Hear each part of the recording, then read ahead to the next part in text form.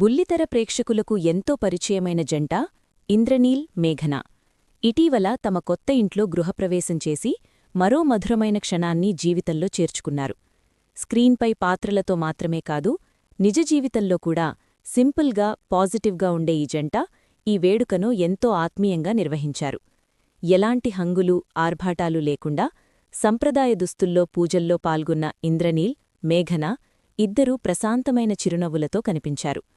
వారి కొత్త ఇల్లు చూస్తే సింపుల్ కానీ క్లాసీ అనే మాటలు గుర్తుకొస్తాయి.